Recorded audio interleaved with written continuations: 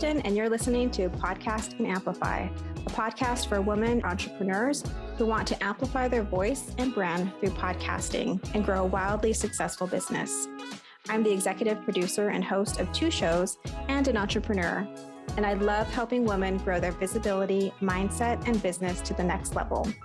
Each week, I share tips on how to launch and leverage your podcast, and I'm bringing on the very best business leaders to give you advice on how to build your business empire. Let's amplify your voice and business.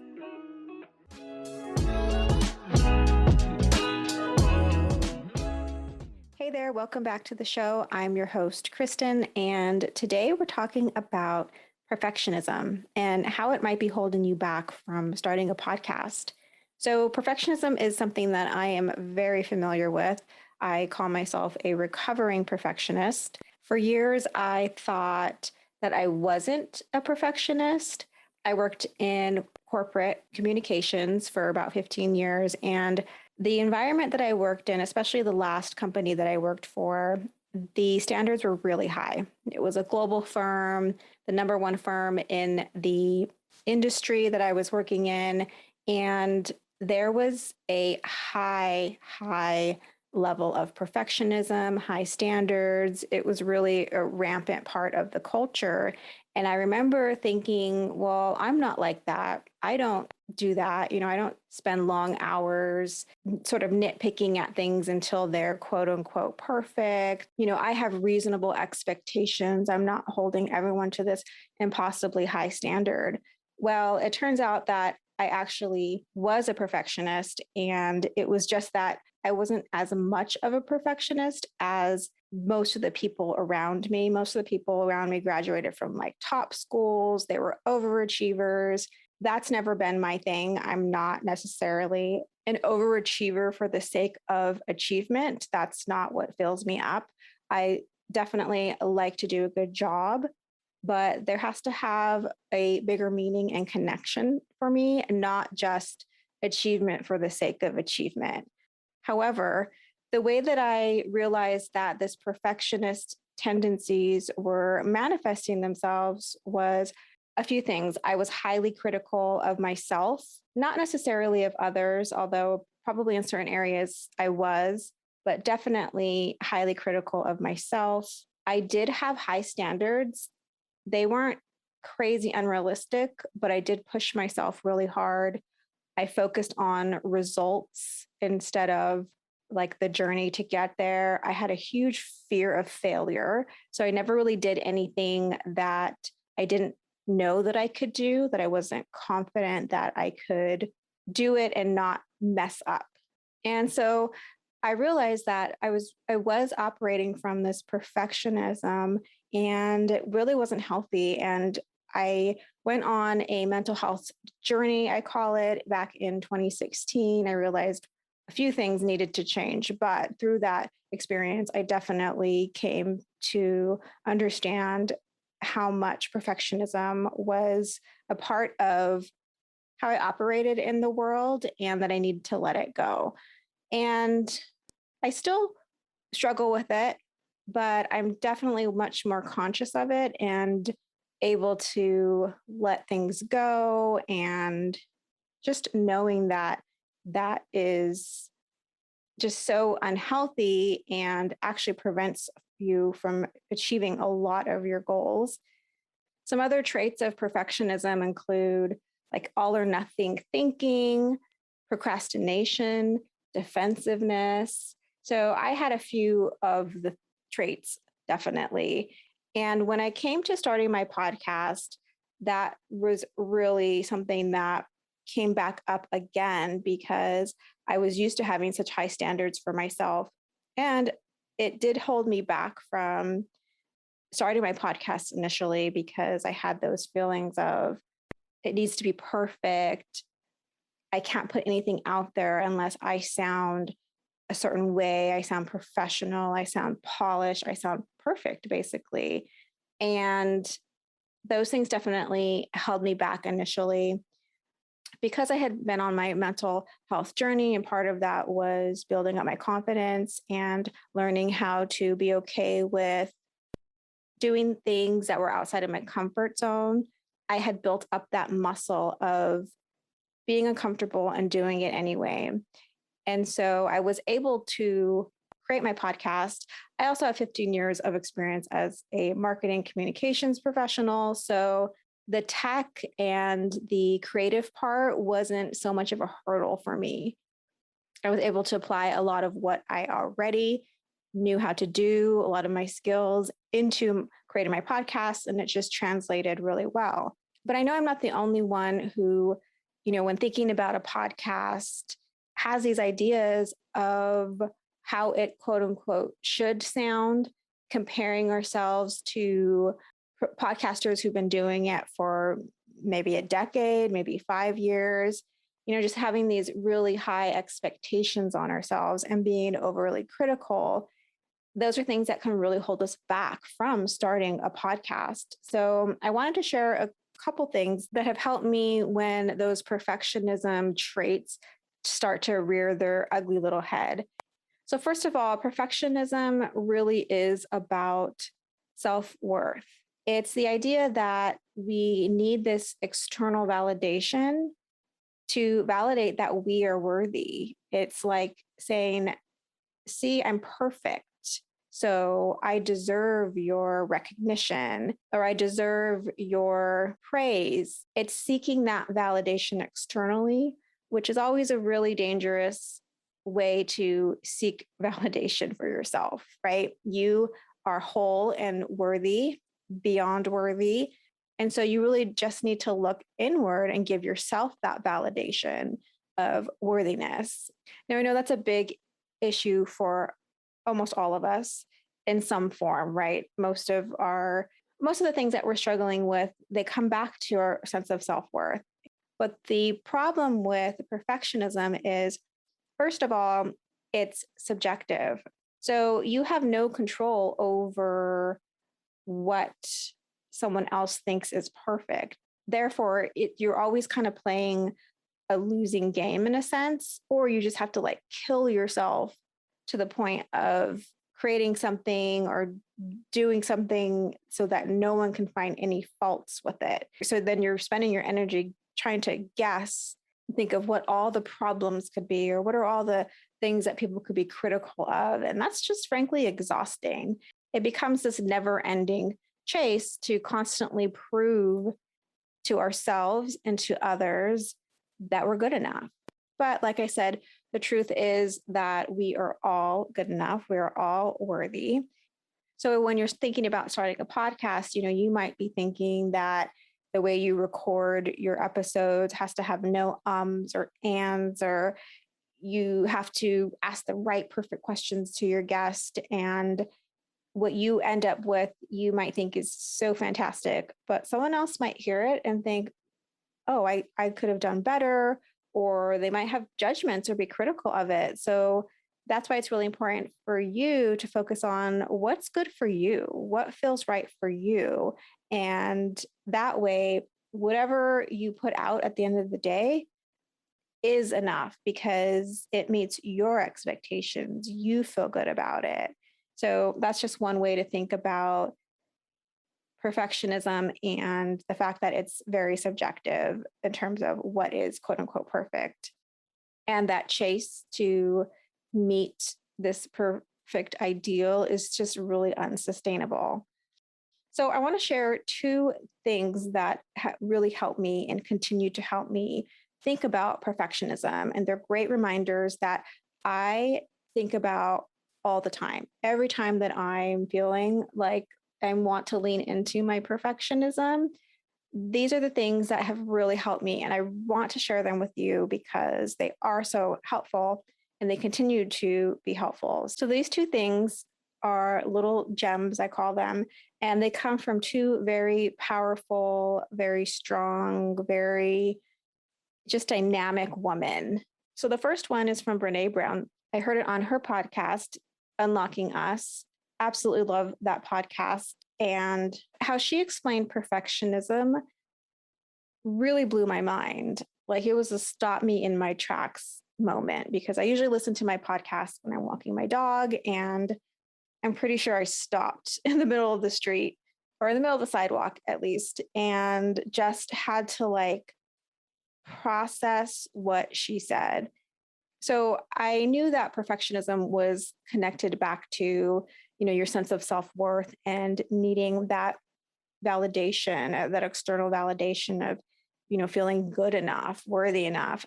But I had never thought of it in the way that Brene Brown explained it on her show. So she said that perfectionism is also, in addition to being about worthiness, it's about not being seen for who you really are.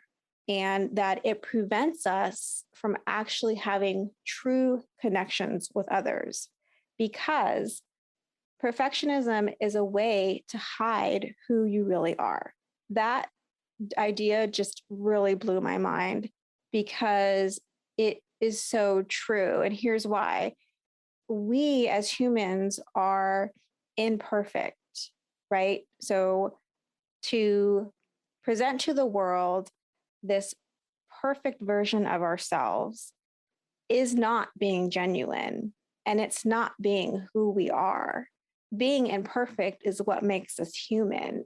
And those imperfections are what connect us to others. It's what helps us relate to each other and to feel seen by others, because it's like, oh, you make mistakes. Oh, I make mistakes too. And that's where real connection happens. It's not happening when we are hiding behind this facade of being perfect. There's a wall that you're putting up, right? You're putting up a barrier, a facade, whatever you want to call it, between you and actual real human connection. And you're not being true to who you are because you're not allowing yourself to be. So this idea was just so freaking powerful, and it just really hit home. Made me feel a lot of compassion for my past self, who did have a lot of barriers up. I definitely recognize that in my experience. And compassion for people who continue to operate in that perfectionism. It's really preventing them from owning and being who they truly are. And so when you bring it back to podcasting, connecting with others is a huge part of podcasting. So if you have an interview format show and you have people on as guests, you really need to connect with them, not only to create a good experience between you and your guest, but also to create a good experience for your listeners, because that is that sort of magical and tangible thing that listeners are responding to, right? They're responding to the connection, the vibe that is happening between you and the other person. And that can't really happen when one person is trying to be perfect, putting on this facade and not really letting this other person in. Or if you're doing a solo show and you're speaking directly to your listeners, it's really hard for people to relate to you when you are not being your true, perfectly imperfect self. So that's one thing that really blew my mind. And I hope it gives you a different perspective of how to think about perfectionism and how it might be holding you back.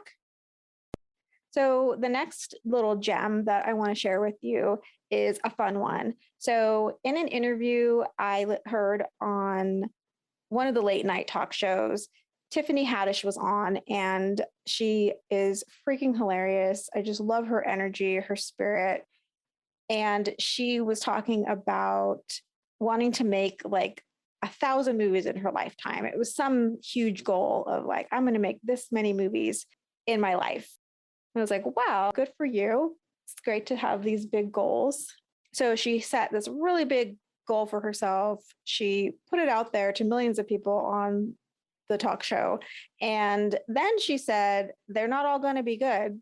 And of course, it was like funny and everyone laughed. But I freaking loved how this accomplished comedian, actress, successful woman was just so honest about the fact that, yeah, making movies is what I do, and I'm going to continue to do them and get better. And they're not all going to be good. And that's okay. And I just loved her boldness to like say that out loud on TV to millions of people watching. And the fact that she was really okay with it, like, was just giving herself permission to try and suck at her job sometimes. It was just so freeing for me, someone who can be very self critical. And I literally think about her every time I'm starting to feel pressure of this has to be perfect. I do it when I'm recording podcasts I literally tell myself, you know what? They're not all going to be fantastic because obviously that's my high bar that I set for myself. Sometimes they're going to be good and that's good enough.